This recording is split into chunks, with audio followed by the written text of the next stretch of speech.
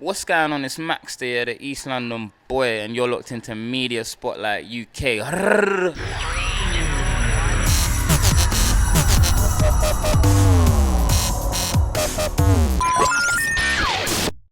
We are here with the guy who's the star that will take it to the max, will want to go places, and is signed to Sony, in which caught first attention on the SBTV factor. It's Maxsta. How's it going? I'm good still. I'm chilling. We saying? Yeah, I'm not too bad, man. I'm glad to be here. Lord of the Mics, back for his 5th edition.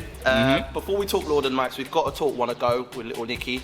Personally, I think it's a sick track. Now, having listened to house music as a kid, it's gone back to an 80s track that I know is by Inner City. Inner City, Good Life. Now, I love house music, so how did those early influences make this track happen?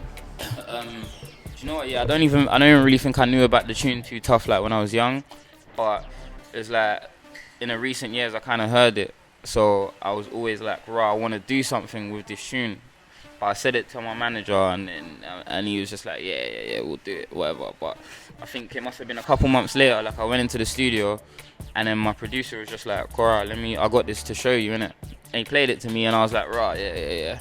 Like, I like it. And then from there, I just did my verses literally straight away. Like, I just did my verses, and then from there it was like, who do we put on the tune, innit? And we tried a few different people. Like, we had the lady from, what's that song, Back to Life, Back to Reality. She literally done a version of the chorus, but I loved it because it was like, it's an old school tune anyway, and she's old school. But what it was like, Sony and the radio people there's like, no, it's not gonna be doing Max any favors. Like, we need to get someone that's like young and current and and then obviously through Little Nikki being on Sony as well, it just ended up being her. Yeah. So how's life's changed since being at Sony? Now, because I know that Jamal was the one that signed you, like, put you on. So how's it changed? You know what? It ain't really changed much because I'm still trying to get it. If you know what I'm saying. Obviously, I've had a bit of peas through in this period, but like, yeah, other than that, not much has really changed. Like, it's still the same. I don't really live in East no more, though. I live in Essex now. Now we've got to talk Eminem.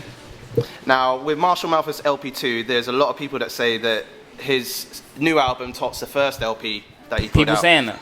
Yeah, there's a lot of people that actually are saying that at the moment, even from my workplace where I work, they're saying that it's a little bit better than the first one. Now, personally, it's matured, but the first one had a bit more edge to it, to me personally. Yeah. And you said on Twitter yesterday, you said, what do you know about them Eminem fans that hate the rap music of today, but like his new album? Tell us what you mean by that. It's like, there's people that think like, they don't want to listen to like that kind of swaggy, trappy, kind of Rick Ross, or whatever music. They think, rap music's going downhill or whatever, because it's all about, like, what it's about or whatever. But then they hear this new Eminem CD and they start going ballistic, start getting boners and that. But it's not good, like, it's not good. I'm a big fan, of Eminem as well, but to be fair, like, I ain't listening to that album again. Oh, wow, okay. Well, going back to Eminem, he was a battle rapper when he first started off, and that's what started to lead him to stardom. Now, with Lord and Mics, do you feel that it's made some artists more successful to eventually lead to the known ones like Wretch 32, the Tinchies, the Dizzies? What's your view on that? You know what it is? It's like a unique way to show yourself, innit?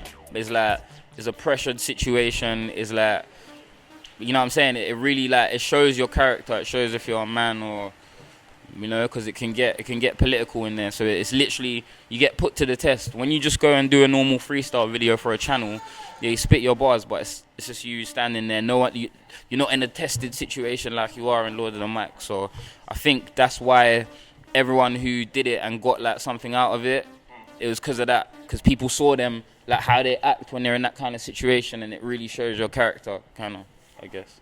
All right, so Lord of the Mics has changed over the years, but it's kept its format. Obviously, you've got the stairs from the ever first set of clashes. No, it's been more wordplay and tactics. Yeah.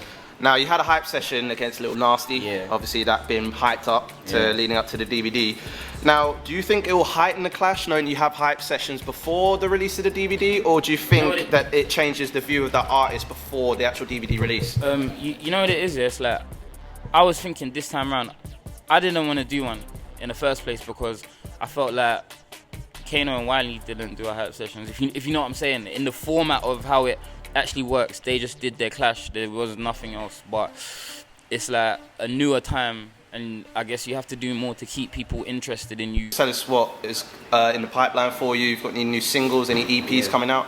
Yeah, I got an EP coming out on the 23rd of December, and it's called the Maxsta 1.5. Yeah, and it's got like 10, 11 tunes on there, and it's like a mini. I'd say it's not a mini album, but it's like it's a mixtape with like better quality songs than you would just put on a mixtape, I guess. But all that is as well is like capitalizing off the period that we're in. You know what I'm saying? I'm gonna shoot like better videos to all the tunes and stuff, and literally, if I'm coming out on this Lord of the Mics tip, it don't really make sense me wasting the exposure and not doing nothing with it. So I'm putting out this EP. I'm shooting about 10 videos this month. You know what I'm saying? So yeah, like really giving them. So I'm going into 2014 on a different wave. So yeah. Well, I'll be happy to hear your material that's coming sure, out. So sure. If you could tell your audience where they can catch you on Twitter, Facebook, YouTube, let us know. Yeah, it's Maxsta, the Twitter. I think it's my Instagram as well. You could catch me winging about on the streets. So yeah, say that, Max.